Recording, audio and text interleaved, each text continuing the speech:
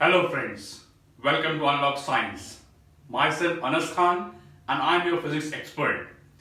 Today I welcome you to lecture 4 of chapter electrostatics and the topic for today is electric flux.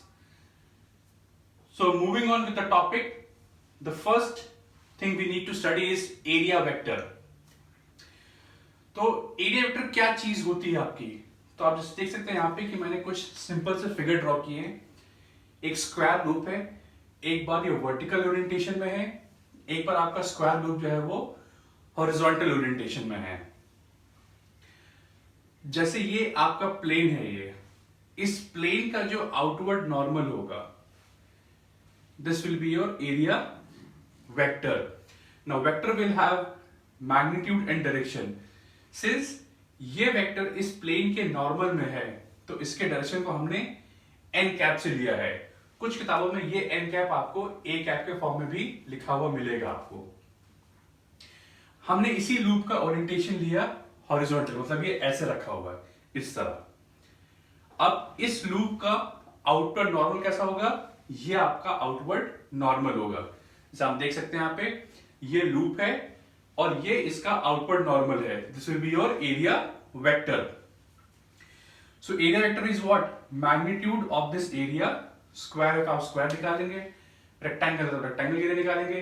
अगर circular है, मान लीजिए मैंने यहां पे एक सर्कुलर लूप लिया, तो इस लूप का जो आउटवर्ड नॉर्मल होगा, this will be your area vector and the direction of area vector will be given by n cap.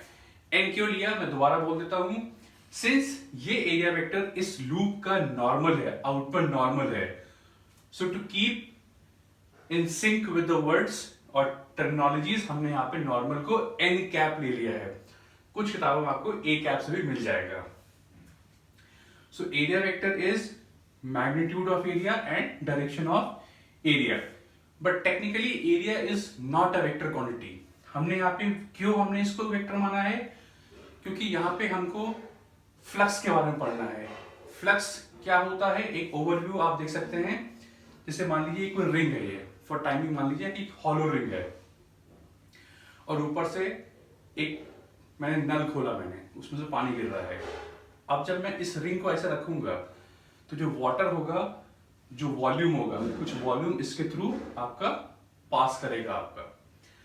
तो किसी भी एरिया के थ्रू जब कोई फिजिकल क्वांटिटी पास करती है उसको हम कहते हैं फ्लक्स. जैसे अगर हम पानी केस की बात करें, जो मैंने टैप ऑन किया, वो टैप इसके उससे जो पानी गिरेगा इसके थ्रू पास करते रहेगा, पास करते रहेगा. That means certain volume of water is passing through this cross section area.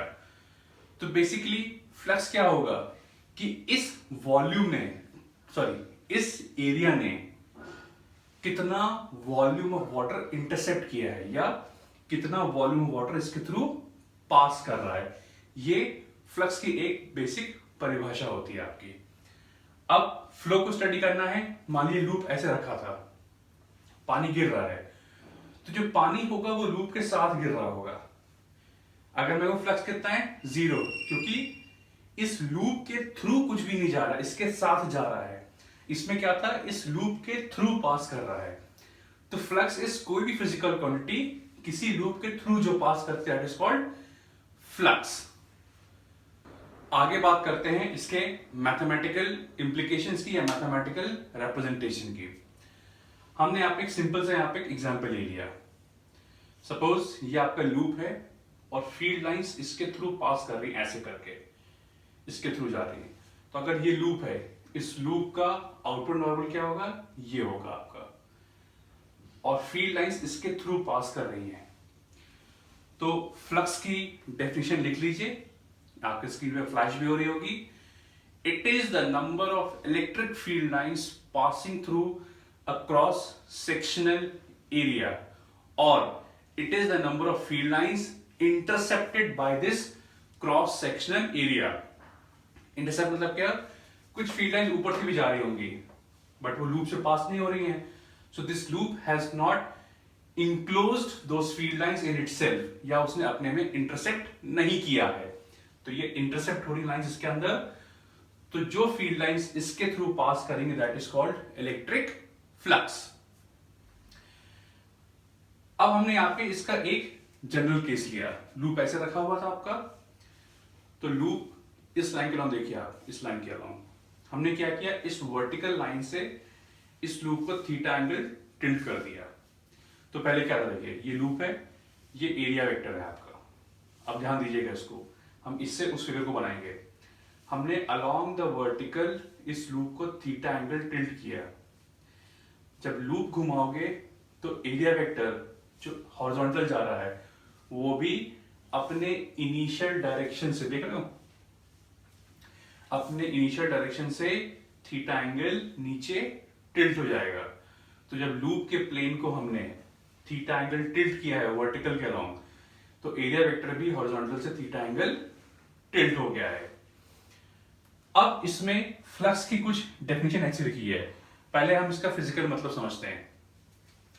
जब लूप हमने ऐसे कर दिया है, ये ए है, तो इस ए का दो कंपोनेंट होगा, एक कंपोनेंट होगा ए cos थीटा, तो along this the component of area is a cos theta, और नीचे क्या कंपोनेंट होगा, that will be a sin theta.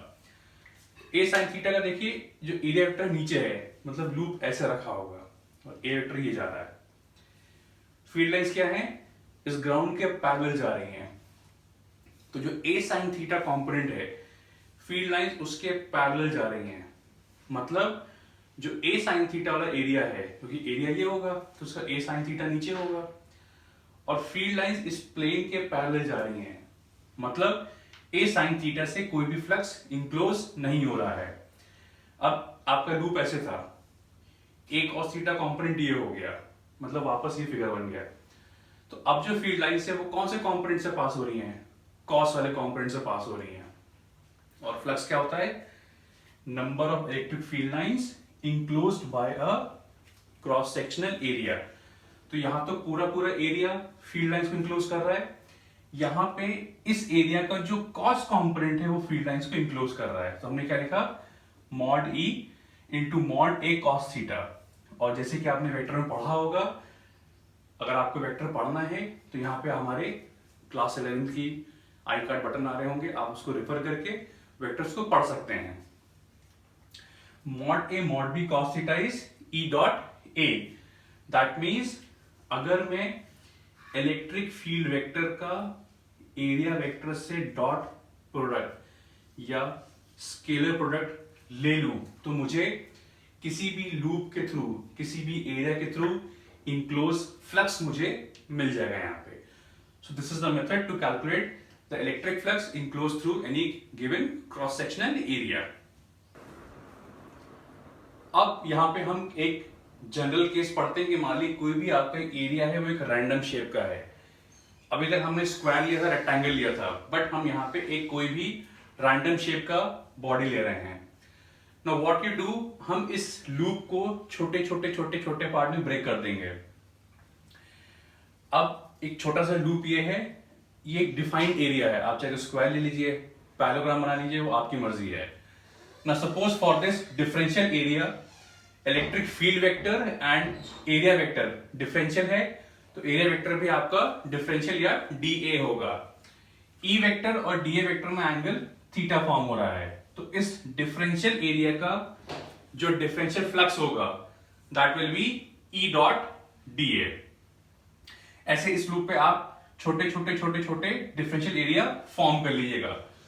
Now since body is continuous, हम क्या करेंगे, हम सारे डिफरेंशियल फ्लक्स ऐड कर देंगे। जब कंटिन्यूअस एडिशन होता है हम यूज करते हैं इंटीग्रेशन। नाउ सिंस इंटीग्रेशन पूरे लूप के ऊपर हो रहा है, एक साइकिल भी हो रहा है, तो हमने यहां पे लगाया cyclic integration E dot D A. तो ये आपको इस नॉन यूनिफॉर्म बॉडी का टोटल फ्लक्स इसके थ्रू दे देगा। एंड सिंस यहां पे हम कर रहे हैं डॉट प्रोडक्ट, तो फ्लक्स एक स्केलर क्वांटिटी होता है, सिर्फ एक नंबर देगा, डायरेक्शन बिल्कुल नहीं होगा इसके अंदर। और एसआई यूनिट क्या है, सिंस इलेक्ट्रिक फील्ड है न्यूटन पर कूलम, एरिया है मीटर स्क्वायर, तो न्यूटन पर coulomb, metre square is the SI unit of your electric flux. Now moving on to the last segment of this lecture, that is your Gauss theorem. और ये एक बहुत ही ज़्यादा important topic है, चाहे वो आपके स्कूल पॉइंट ऑफ व्यू से हो। बोर्ड एग्जामिनेशन में हर साल 3 से 5 नंबर का सवाल इसके ऊपर आता ही आता है। And from competition point of view, जो बच्चे हमारे जेई की तैयारी कर रहे हैं या नीट की तैयारी कर रहे हैं, उनके लिए भी टॉपिक बहुत इंपॉर्टेंट है। बाकी जो हमारे बच्चे जेई और नीट की तैयारी कर रहे हैं, अनलॉक साइंस ने एक गामा सीरीज लॉन्च की है फॉर फिजिक्स। आप चाहें तो यहाँ पे उसको क्लिक करके जो आई बटन आ रहा है, you can see the gamma series which is based upon our competitive segment, जो आपके लिए बहुत हेल्पफुल होगा। तो गॉस थ्योरम क्या होता है? गॉस थ्योरम ये स्टेट करता है कि पहले मान लीजिए फॉर एग्जांपल मैंने यहाँ पे कुछ सिस्टम लिए, यहाँ पे चार्ज Q1 है, यहाँ Q2 है, माइनस Q3 है, प्लस Q4 है, प्लस Q5 है। अब मैंने क्या किया, मैंने इनको एक इमेजिनरी सरफेस में इंक्लोज किया। इसको कहते हैं Gaussian surface.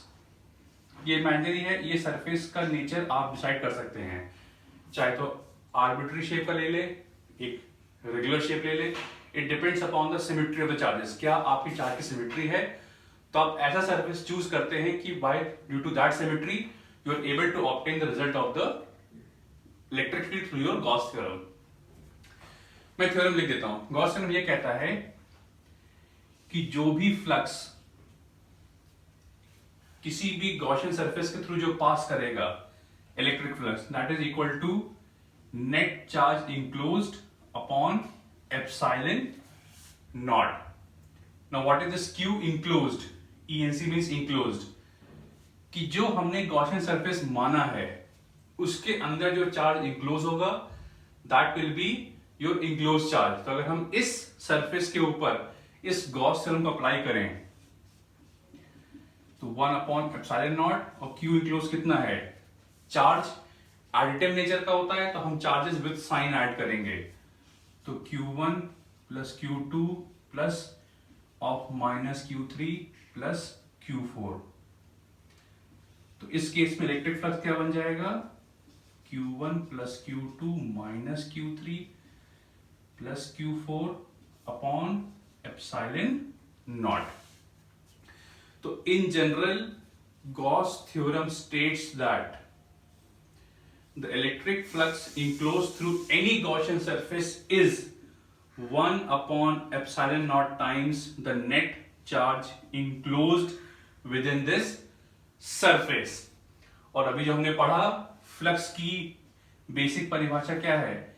Cyclic integral of E dot dA। तो ये बहुत ही इंपॉर्टेंट टॉपिक है। जब भी आप गॉस थ्योरम अप्लाई करेंगे, आपको जो भी सिमेट्री ऑफ चार्ज दिया रहेगा उसको ध्यान से देखिए, अपने हिसाब से जो आपको कन्वीनियंट लगे या जिस सरफेस के मानने से चीजें जल्दी सॉल्व हो जाए, हम सरफेस का शेप वैसा अज्यूम करेंगे। जैसे यहाँ पे तो कोई सिमेट्री ऑफ चार्ज नहीं है, तो मैंने एक रैंडम शेप ले लिया। बट अगर मान लीजिए कोई एक लाइन चार्ज है, तो वहां पे आपका सरफेस जो होगा गॉसियन, वो एक सिमेट्रिकल सरफेस होगा या एक रेगुलर सरफेस होगा।